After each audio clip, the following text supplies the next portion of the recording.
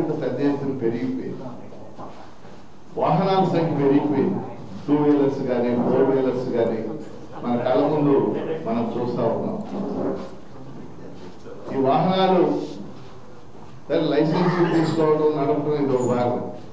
కానీ మన కళ్ళ ముందు మనం చూస్తున్నాం పిల్లలు, చిన్న చిన్న పిల్లలు స్పోర్ట్స్ బైక్స్, తల్లిదండ్రులు కూడా 3 లక్షలైనా 4 లక్షలైనా ఆ స్పోర్ట్స్ బైక్ ని కొనిచ్చేస్తున్నారు పిల్లలు.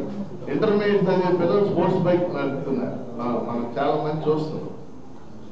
అట్లానే బైక్ పందాలు, హైవే మీద బైక్ పందాలు మీద నేను రోజు విజయవాడ వెళ్తానే ఉంటాను. హైవే మీద బైక్ పందాలు వేయటం, రింగ్ రోడ్ లో పందాలు వేయటం అంటే ఒక రకమైనటువంటి లైఫ్ లో యూత్ కి ఒక లక్ష్యం లేకపోవడం, డిసిప్లిన్ లేకపోవడం, ఇదంతా కూడా మనం చూస్తున్నాం.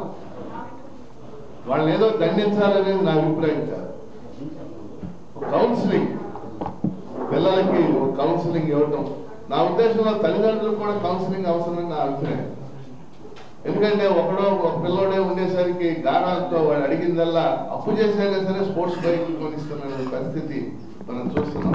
కాబట్టి కరీం గారు ఒక మంచి అధికారిగా, ఇక్కడ ట్రాన్స్పోర్ట్ ఆఫీసర్గా వారు వచ్చిన దగ్గర నుంచి ఇప్పుడు మనకు తెలుసు ఆయన ఎంతో మరి ఈ కౌన్సిలింగ్ ద్వారా వీళ్ళందరిలో కొంత మార్పు తేవాలని ఒక మంచి ప్రయత్నం చేస్తా ఉన్నారు.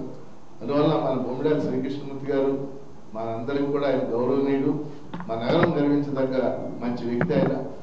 వారి ఆధ్వర్యంలో కరీం గారికి ఈరోజు ఈ చిన్న సత్కారం అంటే ఏంటి, ప్రభుత్వ ఉద్యోగ పని ప్రజలకు సేవలు అందించడమే.